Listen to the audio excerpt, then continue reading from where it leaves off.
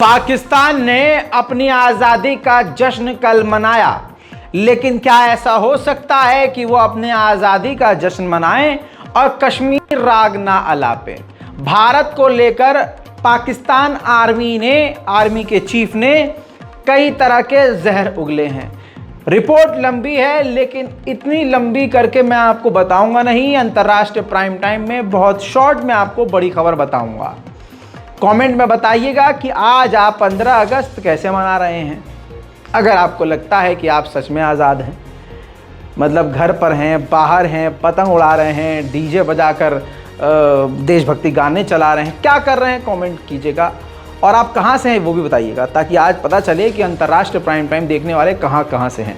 मेरे दोस्तों, भारत सरकार पर कटाक्ष करते हुए अपनी आज़ादी का जश्न मनाते हुए पाकिस्तान आर्मी के चीफ ने कहा, बातें बहुत कही हैं लेकिन कुछ पॉइंट बता रहा हूं। कहा है कि कश्मीर के मुद्दे पर अंतर्राष्ट्रीय जो संस्थानें हैं उनको बैठकर मामला हल करवाना चाहिए।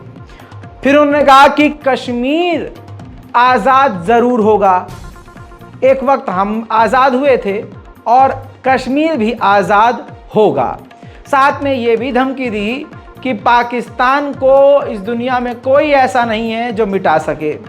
ये भारत के लिए घुमा फिराकर चिढ़ाने वाली और एक धमकी है, फुसफुसी धमकी है।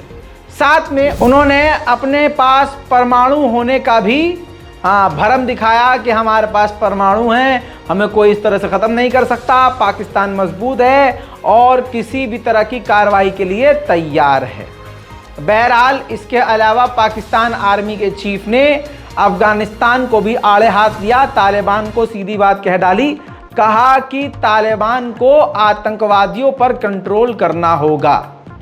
हालांकि दूसरी तरफ ये जश्न मना रहे थे और इल्ज़ाम आतंकवादियों का दूसरों पर डाल रहे थे। इसी आज़ादी के दिन आज़ादी का जश्न मनाते हुए कराची में ज़ोरदार गोलीबारी हो गई। इस गोलीबारी में 2 पाकिस्तान के आम नौजवान मारे गए और 85 बुरी तरह से घायल हो गए। 85 मरने वालों की संख्या बढ़ सकती है। बताइए, आतंकवादी इन्हें और इन्हें कह रहे थे और खुद के घर में आग लगी हुई है। लिहाजा पहले पाकिस्तान को अपने घर की आग को बुझाना होगा। आपको बताऊं, पाकिस्तान आर्मी के चीफ ने अपने बयानबाजी में सिर्फ एक को ही अपना दोस्त बताया, वो है चीन। चीन को अपना साथी, बुरे वक्त का साथी और अपना सबसे बेहतरीन दोस्त बताया। हालांकि अभी 2 दिन पहले आपके सामने खबर पढ़ चुका हूं और आपको खबर बता चुका हूं कि चाइना के इंजीनियर्स को निशाना बनाकर पाकिस्तान में उन पर हमला किया गया। कई चीनी नागरिक मारे गए और पाकिस्तानी सेना के भी जवान मारे गए। अब चीन ने प्रतिक्रिया दी है। चीन ने पाकिस्तान से कहा है कि जितनी जल्द हो सके उन आतंकवादियों को गिरफ्तार कीजिए और कातिलों को सख्त से सख्त सजा दीजिएगा।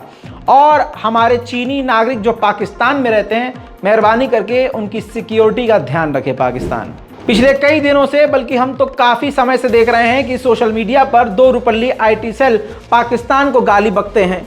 लेकिन क्या आप जानते हैं, आज तो हम अपनी आज़ादी का दिन मना रहे हैं, जश्न मना रहे हैं, लेकिन 14 तारीख को जब पाकिस्तान अपनी आज़ादी का जश्न मनाता है तो ये देखिए, अटारी बॉर्डर पर भारतीय सेना उनको हर साल मिठाई खिलाती है। जिस तरह से आण भक्तों का जोर भारत के अंदर चल रहा है, अगर सच में उनका जोर इतना ही है तो इंडियन गवर्नमेंट से अपने पिताजी से कहकर इस बार ये काम करके दिखवाते कि भारतीय सेना BSF के जवान 0 लाइन पर खड़े होकर पाकिस्तान को मुबारकबाद न देते और पाकिस्तान को मिठाई न देते। मतलब तुम और तुम्हारा बाप जो है पाकिस्तान से हाथ मिलाओ और भारतीय मुसलमानों को पाकिस्तानी बोलकर तुम उनको मारो। वाह भाई वाह, दोगलापंथी का अवार्ड तुम्हें लाल किले पर देना चाहिए खड़े होकर। उधर दोस्तों, पाकिस्तान की सरकार ने 11 लोगों को, जो PTI के भी हैं कुछ उसमें से और कुछ जो है एक्टिविस्ट हैं, उनको बैन कर दिया है टीवी पर। जी हाँ, तमाम टीवी चैनलों को आदेश जारी कर दिया है कि इन 11 लोगों को आप प्रसारित नहीं कर सकते।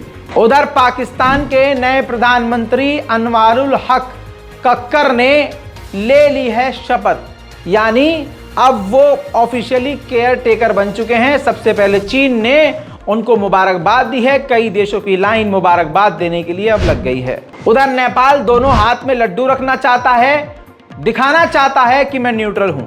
हमारी दोस्ती भारत से भी अच्छी है और चीन से भी अच्छी है।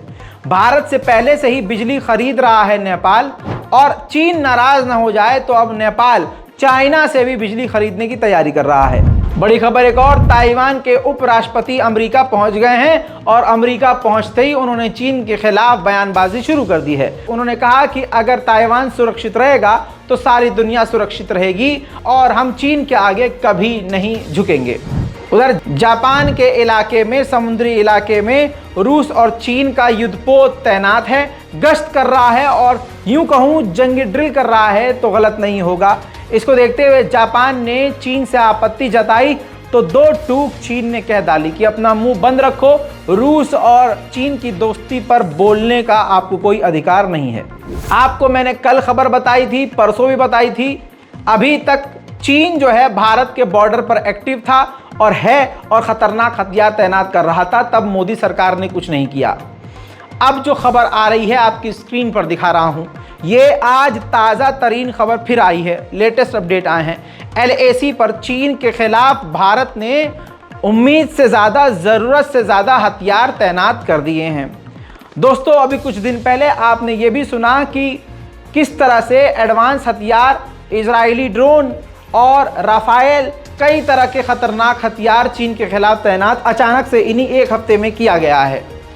दूसरी तरफ दोस्तों, भारत ने यानी इंडियन आर्मी ने, सीनियर ऑफिशियल्स ने चीन से बात करके कहा है कि आप हमारे इलाकों से पीछे हट जाइए और सेना को पीछे कीजिए। डेप्सांग से लेकर लद्दाख के इलाके में जहां जहां आप आगे आए हैं, अपने पोस्ट पर वापस चले जाइए।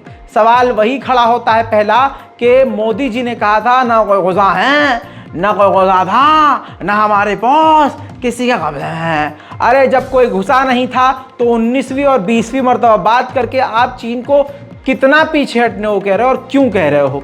दूसरी तरफ मेरे दोस्तों, आपको बताना यह भी ज़रूरी है कि इस वक्त भारत ने उल्टा और भी कई हथियार तैनात किए हैं, जिससे अब दो चीज़ें हैं। या तो चीन कुछ खतरनाक कर रहा है जिसकी जानकारी भारत सरकार को अंदर ही अंदर मिल गई है, या फिर चुनाव करीब है, मोदी जी को कुछ न कुछ करना है। कोई मुद्दा ऐसा है नहीं जो मोदी सरकार को जिता दे। हालत पतली है, मोदी सरकार को दिखाने के लिए कुछ भी नहीं है। तो अब सारी ताकत अचानक से चीन पर लगाकर, चीन के बॉर्डर पर लगाकर, शायद इसी के नाम पर 24 में वोट मांगा जाए। आपको क्या लगता है इन दोनों में से? नीचे कमेंट जरूर कीजिएगा। यूएस कांग्रेसमैन रॉ खन्ना ने कहा है चीन को कि भारत के सीमा का, बॉर्डर का आपको पालन करना चाहिए, इज्जत करनी चाहिए, सम्मान करना चाहिए। बाकी भारत के साथ हम चीन के खिलाफ हर तरह से हैं। हम यानी अमेरिका, जापान, इजराइल और साउथ कोरिया पूरी तरह से भारत की मदद करने को हर तरह से तैयार है। भारत और यूएई के बीच जो डील हुआ था कुछ वक्त पहले, जिस डील के अंतर्गत ये बात थी कि दोनों देश अपनी अपनी करेंसी में डील करेंगे और सामान खरीदेंगे और बेचेंगे, भारत ने पहली पेमेंट रुपये में यूएई को कर दी है तेल खरीदने के लिए। उधर दोस्तों, भारत का जो है रौब बढ़ चुका है पूरी दुनिया में। अब भारत दूसरे नंबर पर एक ऐसा देश है और बन चुका है दूसरे नंबर पर ऐसा देश जो सबसे ज़्यादा मोबाइल मैन्युफैक्चर यानी मोबाइल बना रहा है। उधर नॉर्थ कोरिया के तानाशाह किम जोंग उन अपने उन फैक्ट्रीज पर गए जहां पर उनके वैज्ञानिक बड़े हथियार, मिसाइल और रॉकेट बना रहे हैं। इन्होंने वहां जाकर अपने वैज्ञानिकों से कहा कि हमें भारी मात्रा में और बड़े और खतरनाक और ताकतवर मिसाइल ज़्यादा से ज़्यादा तादाद में चाहिए, जल्दी जल्दी बनाइए। बात अब कनाडा की। कनाडा में आग लगे हुए, जंगल की आग लगे हुए 1 महीने से ऊपर हो चुका है, लेकिन पूरी ताकत झोंकने के बाद भी, अड़ोस पड़ोस के देशों से मदद लेने के बाद भी कनाडा अपने जंगल की आग बुझा नहीं पा रहा है। तो अब कनाडा की आर्मी इस आग को बुझाने के लिए मैदान में कूद आई है।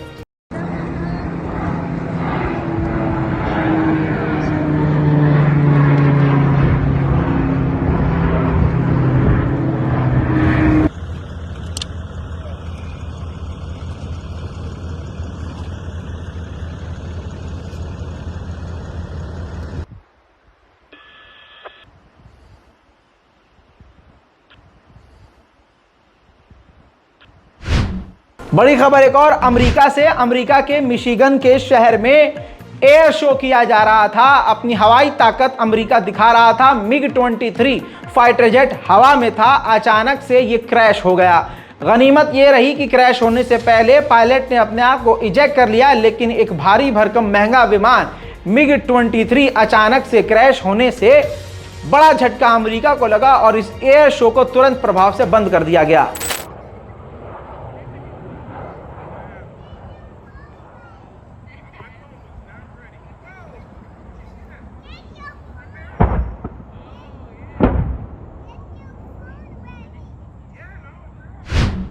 उधर अफगानिस्तान के खोश्त के इलाके में एक होटल के अंदर धमाका हुआ। इस धमाके में 3 आम नागरिकों की मौत हुई और 7 से ज्यादा लोग घायल हो गए। होटल को भी नुकसान पहुंचा। आतंकवादी हमला ये ISIS के द्वारा बताया जा रहा है। अंतरराष्ट्रीय प्राइम टाइम में आज के लिए इतना ही। चैनल को सब्सक्राइब कीजिए, रिपोर्ट को शेयर कीजिए। मैं हूं रजा और आप देख रहे थे रजाग्राफी। जय हिंद।